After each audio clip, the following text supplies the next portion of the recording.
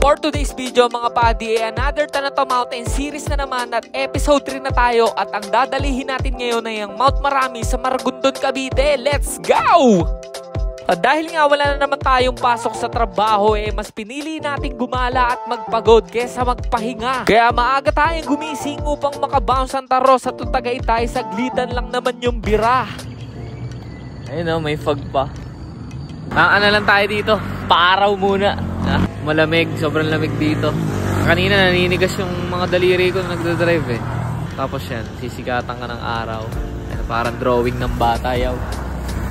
Grabe at napakasarap palang maging morning person pagka meron kang lakad tapos pag may pasok sa trabaho buha ka ng hinayupa kang late ka. No, ba't kang umingiti? Siguro relate ka. Anyways, balik na ako sa kwento. Bumira na kami papunta ng Barangay Ramirez sa Magallanes at doon ang ating jump off. At solid ang tumatawid dito, hindi aso kundi kabayo. At sakto alas 7 ng umaga dumating tayo dito sa Barangay Hall ng Ramirez at nagpa-register tayo at nagbayad tayo ng 30 bells. Tapos sabay nagparking tayo dito. Tapos recta bounce na para the best. Start tayo na 7:30. 7:30 na Sadya nga namang napakasarap sa mga ganitong lugar at yung makikita nyo ang motherfucking view talaga namang marirecharge ka ang iyong buong pagkatao dahil sa ganda ng makikita ng iyong mga mata.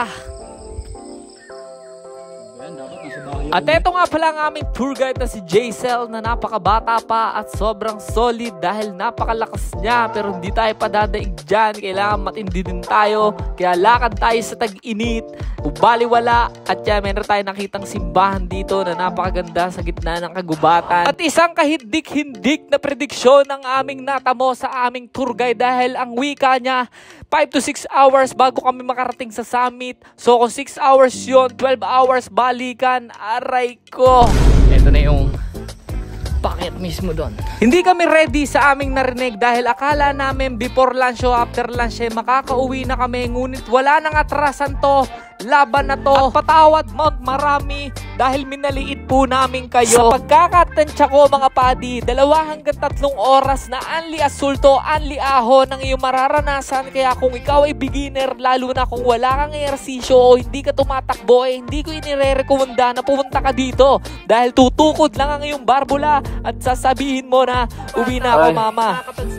Grabe ahonan, bye! Ano yaw? Bagyo, kahit bagyo, no? Solid, no? Rosot dito, puta ina, 3 oras.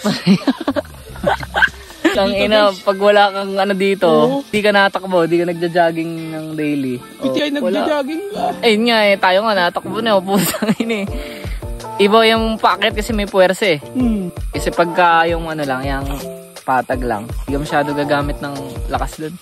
Ibay, lakas ng loob! Ayun, tangina, naubos tuloy yung puwet ni Otep Uy, pinakamalaki pets.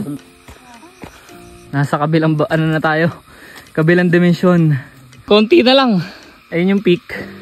Hingal kabayo, aaminin ko dito. Hingal kabayo malala. Doon tayo. Time check. 3 hours na. Tayo naglalakad. Kasama na yung picture, pahinga, at iba pa. Grabe, paangat na naman.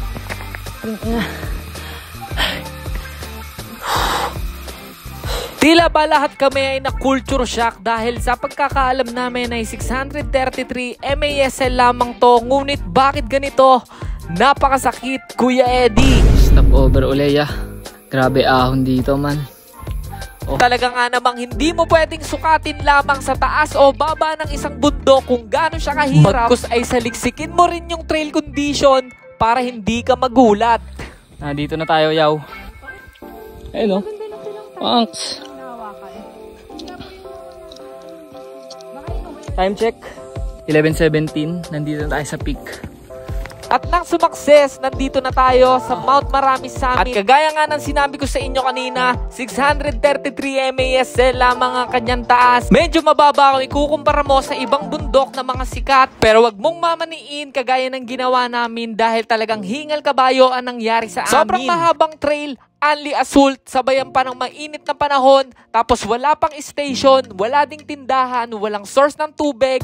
Talaga namang critical hit. At ito nga yung pinaka-famous na picturean dito, Isilyang Bato. Ayan, nandun kami sa kabila ni Derek, kasama natin si Deck Words of Adventure, at kakainin ko na yung burger ko as a prize dahil nakapunta tayo dito sa summit and baba na kami. At dito na nga nagsimula ang kalbaryo ng pababa namin. 11 kilometers away pa kami at wala na kaming tubig kaya kumuha kami dyan sa kung saan. Pero wag ka, masarap yan, manamis na miss. Dito nga ay halo-halong emosyon na ang aming nararamdaman, sabay na ng gutom, uhaw at iba pa, sabay na ligaw pa dahil nagkahiwa-hiwalay nga. Nahiwalay tayo doon sa tour guide, pati doon sa isang tropa. Ano ba yun?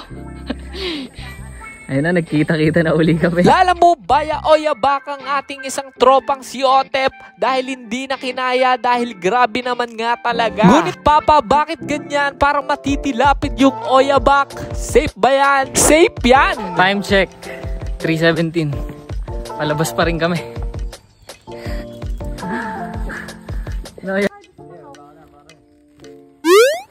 Nang muntik pang tumapon ang kargada ng oyabak. Langhiya kayo, bawal tumawa. Ayan na ang kalsada.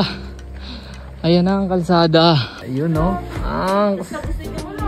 Ito yung masayang parte mga padi, yung kakain na kayo dahil safe kayong lahat na nakalapag sa baba. So bali ang total ng aming paglalakbay dito sa Mount Marami ay 9 hours. At kung duda ka sa lakas mo at gusto mong pumunta dito ay ilalagay ko dyan sa description yung contact ng ating tour guide para nang sa gayon ay makapag-inquire ka.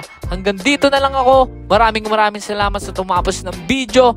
Tanotomatic Yi, I'm out. Babush. Wheel.